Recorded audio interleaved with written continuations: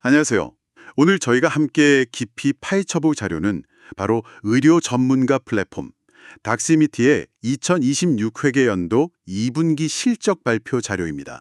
네, 많은 분들이 요청해 주셨던 자료죠. 맞습니다. 그런데 오늘은 좀 특별하게 접근해 보려고 해요. 그 방대한 자료 대신에 오직 CEO, 제프리 테니의 모두 발언, 딱 그 몇 페이지만 집중해서 그 안에 숨겨진 진짜 전력을 한번 캐내보는 거죠. 그거 아주 좋은 접근 방식입니다. 보통 실적 발표에서 CEO의 첫 발언은 그 회사의 철학 또 미래 비전이 가장 정제된 형태로 담겨 있는 뭐랄까 선언문 같거든요. 선언문이요. 네. CFO가 풀어주는 숫자나 애널리스트 질문에 대한 답변보다 훨씬 더 전략적인 메시지가 숨어 있죠. 오늘 우리의 임무는 바로 그 메시지를 해독하는 겁니다. 좋습니다. 닥시미티가 그냥 의사들의 소셜 네트워크, 그러니까 의사판 페이스북에서 어떻게 의사들의 일상을 지배하는 AI 운영체제로 변신하고 있는지 그 큰 그림을 CEO의 발언 속에서 한번 찾아보겠습니다. 네. 자, 그럼 첫 번째 단서, 재무 성과부터 한번 펼쳐보죠. 자료를 보시면 아시겠지만 2분기 매출이 1억 6,900만 달러, 전년 대비 23% 성장했습니다. 성장률도 물론 좋지만 네, 제 눈을 사로잡은 건 그 다음 숫자예요. 조정 EBS 마진 60% 말씀이시군요. 저도 그 숫자를 보고 잠시 숨을 골랐습니다. 그렇죠. 보통 이렇게 빠르게 성장하는 기술 기업들은 수익성을 희생하는 경우가 많잖아요. 그런데 60% 마진은 이건 거의 독점적인 소프트웨어 기업에서나 볼 수 있는 수준이거든요. 그러니까요. 이게 그냥 돈을 버는 수준이 아니라 아주 효율적으로 거의 뭐 기계처럼 돈을 찍어내고 있다는 의미로 들리는데요. 맞습니다. CEO 테니는 이 경이로운 수익성의 비결로 AI에 최적화된 트마 프로그램 그리고 자체 포털을 언급하는데요. 솔직히 이건 약간 기업에서 쓰는 용어 코퍼레트 자건처럼 들리기도 하거든요. 네네, 좀 모호하게 들릴 수 있죠. 이게 현장에서는 실제로 어떻게 돌아간다는 의미일까요? 도대체 어떻게 60%라는 마진을 만들어내는 거죠? 그게 바로 핵심을 꿰뚫는 질문입니다. 이걸 이해하려면 독시미티의 비즈니스 모델을 봐야 해요. 독시미티의 주 고객은 의사가 아니라 제약회사나 병원입니다. 아, 그렇죠. 이들은 의사들한테 자기네 약이나 서비스를 알려야 하잖아요. 과거에는 영업사원들이 직접 병원을 찾아다녔지만 이제는 독시미티 플랫폼을 통하는 거죠. CEO가 말한 자체 포털이라는 건 제약회사 마케터가 독시미티 웹사이트에 접속해서 마치 페이스북 광고 돌리듯이 직접 캠페인 대상 의사를 정하고 예산을 짜고 메시지를 보내는 모든 걸 자동화했다는 뜻입니다. 아하, 그러니까 비싼 영업인력 없이도 고객이 알아서 광고를 집행하게 만드는 시스템을 구축했다. 바로 그겁니다. 중간 비용이 사라지니까 마진이 극적으로 올라갈 수밖에 없겠네요. 바로 그거죠. 그리고 AI 최적화 프로그램이라는 건 여기서 한 발 더 나아간 개념이에요. 어떤 의사에게 어떤 메시지를 언제 보내야 가장 효과적인지를 AI가 분석해서 추천해 주는 겁니다. 와, 고객인 제약회사 입장에서는 마케팅 효과, 즉 ROI가 극대화되니까 돈을 더 쓸 유인이 생기는 거고요. 그렇군요. 결국 독스미트는 AI를 제품에만 쓰는 게 아니라 자기들 비즈니스 운영 방식 그 자체에 아주 깊숙이 심어놓고 있는 겁니다. 이 높은 수익성은 바로 그 결과물인 셈이죠. 돈을 버는 방식이 아주 견고하고 효율적이라는 건 확인했네요. 하지만 이 모든 비즈니스 모델은 결국 의사들이 이 플랫폼을 계속 써야만 유지가 되는 거잖아요. 그렇죠. 그게 근간이죠. CEO 발언을 보면 이 네트워크의 힘이 단순히 유지되는 수준을 넘어서 점점 더 강력해지고 있는 것 같아요. 네, 그리고 여기서 아주 흥미로운 변화가 감지됩니다. CEO의 발언을 쭉 따라가 보면요.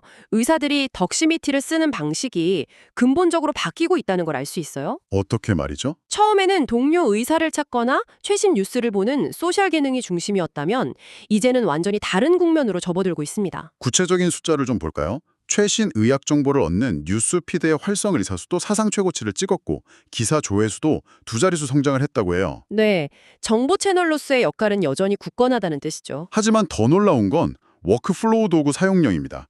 원격 진료, 스케줄링, 디지털 팩스 같은 실제 업무 도구를 쓴 의사가 65만 명을 넘어서면서 또 사상 최고치를 경신했어요. 바로 그 지점이 덕시미티가 단순한 네트워크에서 운영체제로 진화하고 있다는 증거입니다. 운영체제요? 네, 의사들이 이제 덕시미티 없이는 환자를 보고 동료와 소통하고 업무를 처리하기가 점점 더 어려워지고 있다는 뜻이니까요.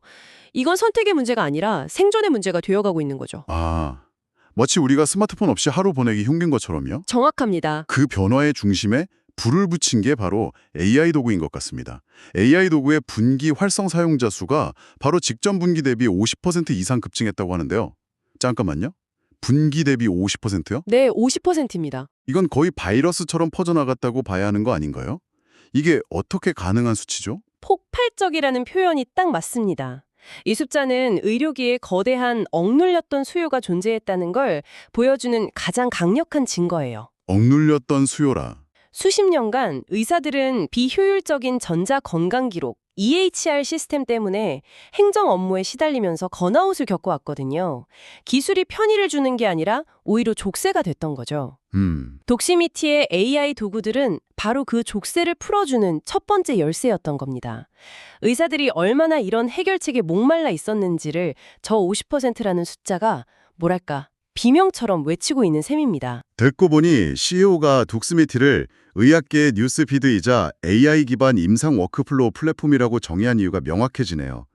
정보랑 업무라는 그 두 개의 큰 축을 AI라는 강력한 접착제로 그냥 단단히 붙여버린 거군요. 맞습니다. 그리고 그 접착제가 얼마나 강력한지 이제부터 CEO가 자랑하는 AI 제품들을 통해 구체적으로 확인해 볼 수 있습니다. 그럼 독스미티의 미래가 걸린 AI 제품 이야기로 넘어가 보죠. CEO 테니가 가장 먼저 언급한 건 패스웨이라는 회사를 인수한 후의 통합 과정인데요. 여기서 제가 가장 놀란 건 속도입니다. 속도요? 인수 발표 후 단 7주 만에 패스웨이의 방대한 의료 데이터와 AI 모델을 독스GPT라는 자사 서비스에 완전히 통합시켰다고 하더라고요. 보통 이런 기술 통합은 몇 분기는 좋게 걸리지 않나요? 실주는 업계 상식을 그냥 파괴하는 수준의 속도입니다. 이건 단순히 독스미티의 개발팀이 유능하다 이걸 넘어서요. 이들의 인수합병, M&A 전략이 얼마나 치밀했는지를 보여줍니다. 그들은 그냥 좋은 회사를 사온 게 아니라 자신들의 기존 시스템에 완벽하게 들어맞는 뭐랄까 설계도를 가진 회사를 사온 겁니다. 처음부터 통합을 염두에 두고 기술적 구조가 비슷한 회사를 정밀하게 고른 거죠. 기술 영역인 동시에 대단한 전략적 통찰력이네요. 그렇죠. 그렇게 탄생한 덕스GPT의 새로운 기능들은 정말 의사들의 업무 방식을 바꿀 만한 것들입니다. 첫 번째가 통합 약물 참조 기능인데요. 네. 예를 들어 의사가 진료 중에 환자에게 특정 약을 처방하려 할 때 스마트폰을 들고 이 약의 소화 복용량은 하고 물으면 1초 안에 동료 검토를 거친 정확한 답변을 음성으로 들려준다는 겁니다. 이건 거의 공상과학 영화의 한 장면 같죠? 네, 정말요. 이게 왜 혁신적이냐면 의사의 인지 부하를 극적으로 줄여주기 때문입니다. 진료실에서 의사의 뇌는 환자 상태, 병력, 검사 결과, 치료법 등 수많은 정보를 동시에 처리해야 하거든요. 그렇죠. 정말 복잡하죠. 이때 약물 용량 같은 세부 정보를 찾으려고 컴퓨터 켜고 검색하고 로그인하는 과정은 집중력을 흐트러뜨리는 큰 방해 요소예요. 이 과정을 음성 질문 한 번으로 해결해 준다는 건 의사가 자신의 지적 에너지를 오롯이 환자에게만 쏟게 해준다는 의미입니다. 시간을 벌어주는 걸 넘어서 진료의 질 자체를 높여주는 거군요. 바로 그겁니다. 논문 접근성 기능도 같은 맥락이겠네요. 2,000개가 넘는 주요 의학 저널의 원문 PDF를 로그인 없이 바로 볼 수 있게 했다는 것. 이거 보통 엄청난 구독료를 내거나 복잡한 인증을 거쳐야만 볼 수 있는 자료들이잖아요. 그렇죠. 이건 의사들의 지식 탐색 과정을 완전히 바꿔놓는 겁니다. 닥스GPT의 질문에서 요약된 답변을 얻고 그 답변의 근거가 된 원문 논문까지 클릭 몇 번으로 바로 확인할 수 있는 완벽한 흐름을 만든 거죠. 답에서 근거까지의 거리를 사실상 0으로 만들었다. 네. 이건 의사들에게 최신 지식으로 무장할 수 있는 강력한 무기를 쥐어주는 것과 같습니다. 그리고 CEO가 가장 공들여 설명한 또 하나의 AI 제품이 있습니다. 바로 AI 의료 기록 비서, 닥시미티 스크라이브입니다. 스크라이브? 의사와 환자의 대화를 듣고 자동으로 진료 기록을 작성해주는 도구인데 이 서비스의 분기 활성 사용자 수가 무려 3배 가까이 증가했다고 합니다. 3배 성장. 이 역시 닥스미티가 가진 플랫폼의 힘을 명확히 보여주는 대목입니다. 플랫폼의 힘이요. 닥스미티는 이미 다이얼러라는 원격 진료 서비스로 하루 평균 30만 건 이상의 통화를 처리하고 있었어요. 기존 사용자가 있었군요. 네, 그들은 이 기존 서비스 화면에 스크라이브 사용하기 버튼 하나만 추가했을 뿐입니다. 수십만 명의 기존 사용자들은 새로운 앱을 설치하거나 배울 필요 없이 클릭 한 번으로 AI 비서를 고용하게 된 거죠. 와, 이건 신규 사용자를 유치하는 게 아니라 기존 사용자의 경험을 업그레이드하는 정말 영리하고 효율적인 성장 전략이네요. 맞습니다. CEO 테니가 직접 인용한 한 가정의학과 의사의 후기는 이 모든 기술적 설명을 압도하는 힘이 있는 것 같습니다. 오늘 오후 5시까지 환자 22명을 봤는데 5시 15분에 퇴근할 수 있었어요. 아, 그 한 문장. 비대칭성이나 진단의 정확성 같은 거대 담론이 아니에요. 그럼 뭔가요? 바로 의사들의 가장 현실적이고 고통스러운 문제. 끝도 없는 행정 업무와 번아웃이죠. 아, CEO가 이어서 한 말, 저녁 식사 시간에 맞춰 퇴근시켜주는 AI. 이건 단순한 마케팅 문구가 아닙니다. 그건 독시미티가 의사들에게 파는 것이 단순한 소프트웨어가 아니라 저녁이 있는 삶이라는 약속임을 보여주는 선언인 거죠. 그런 경험을 한 의사라면 이 플랫폼을 떠나기가 정말 어렵겠네요. 단순히 편리한 도구가 아니라 내 삶의 질을 바꿔준 뭐랄까 은인 같은 존재가 될 테니까요. 정확합니다. 이것이 바로 기술로 만들 수 있는 가장 강력한 해자, 즉 진입장벽입니다. 한번 스크라이브의 도움으로 5시 15분에 퇴근하는 경험을 한 의사가 다시 밤 10시까지 진료 기록을 붙잡고 있던 과거로 돌아가고 싶을까요? 거의 불가능에 가깝겠죠. 네.